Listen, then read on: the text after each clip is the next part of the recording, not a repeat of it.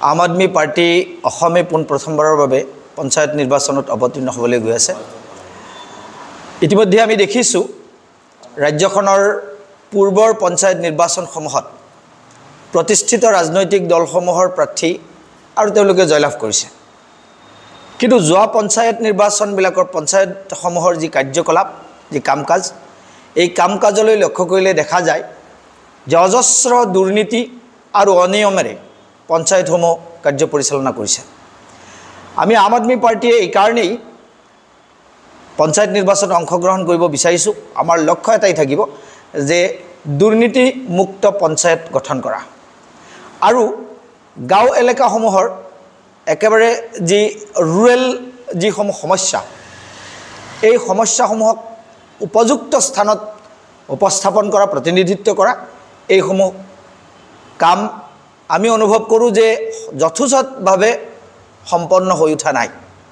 আৰু আম আদমি পাৰ্টি যিসমূহ পঞ্চায়তত জয়লাভ কৰিব, আমি শক্তিশালীভাৱে জনসাধাৰণৰ সমস্যাবিলাকক তুলি ধৰাৰ কাৰণে আৰু তাৰ সমাধানকল্পে আমি ব্যৱস্থা গ্ৰহণ কৰিম। আৰু এই ক্ষেত্ৰত দুৰ্নীতিমুক্ত পঞ্চায়ত গঠন কৰাই হ'ব আমাৰ প্ৰধান লক্ষ্য।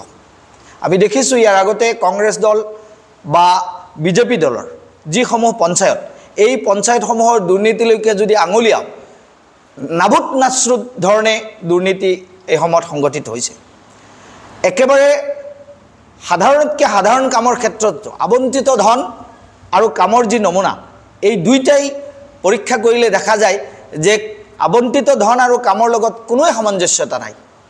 এই ক্ষেত্ৰত আম আদমি পাৰ্টিৰ বিশেষ লক্ষ্য থাকিব, নিৰ্বাচনত জয়লাভ কৰিলে আমি সেই কামসমূহ সুকলমে সম্পন্ন কৰিম আৰু য'ত আমি জয়লাভ কৰিব নোৱাৰিম তাত বিৰোধী হিচাপে সেইসমূহ কামৰ প্ৰতি আমি আমাৰ সতৰ্ক দৃষ্টি আমি ৰাখিম, যাতে জনসাধাৰণৰ কামসমূহ সম্পন্ন হয়।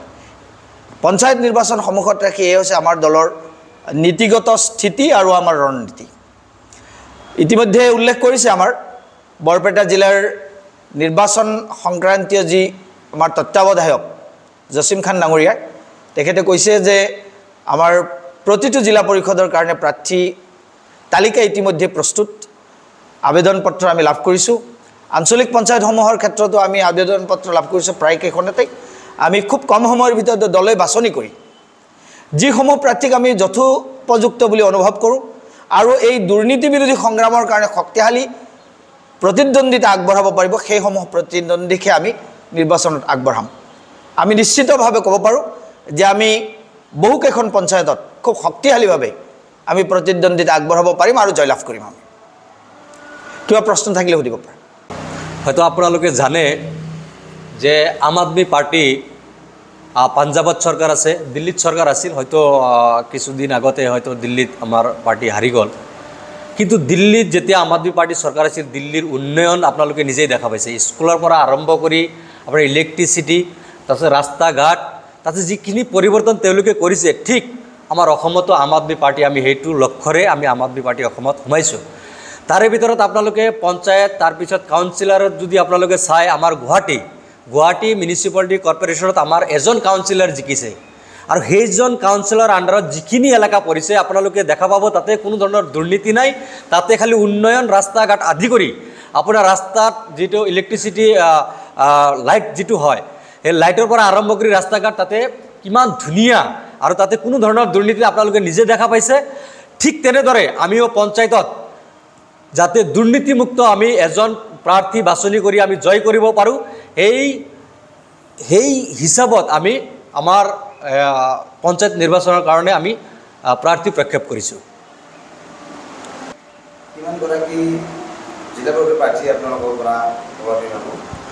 চাওক, চেঙা সমষ্টিত 4খন জিলা পৰিষদত আমাৰ প্ৰাৰ্থী অলৰেডি আমাক আবেদন কৰিছে।